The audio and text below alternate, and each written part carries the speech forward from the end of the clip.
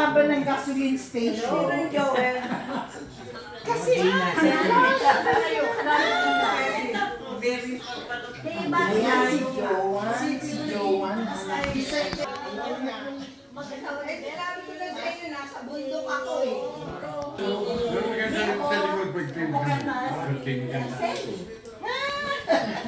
Literal pa ng bundok talaga eh. Asay, dadating ba sila dyan? Mamaya, sabay-sabay na. Sabay-sabay na. Uy, mamaya pa pala si Jonathan kumain. Hindi, maganda ka muna dyan, mag-stop ka May muna. kikapotong ka na. Kanina ka pa tayo na mauupo ka nga muna. Pwede mag-stop ka muna. Ay, ano mo dyan? Ayaw mo ito kasi nito.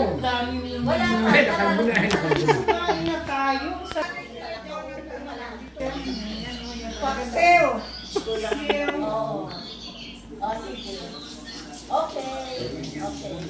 Ano laundry?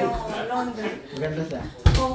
Magulo. Tumawag mo kasi si Pastor sa tayo. Pag gumawa ko ng bahay ko sa tayo, Sa taas ang laundry nila dito sa baba. Pero sa river, hindi kanina. Nasa mga sectors. Anong decision niya? Ngayon pa lang. Sa Congress, natalo na siya. Eh, doon din sa townhouse. Kaya may pinasok na nila sa... Isa lang din, pero malalim na sila sa 3 bedroom. Kaya lang, may istrata. Kasi na, Wala. Healing to. Nalaglag. Ito ano eh, 5 lang ang Oo, kaya mas maganda yung baka sa baba.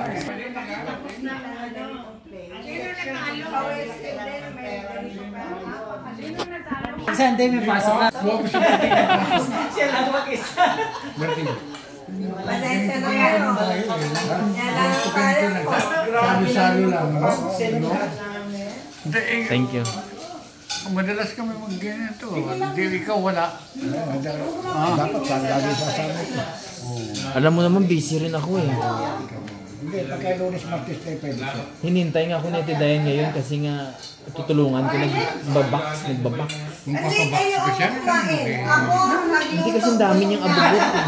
Dami ko dun eh.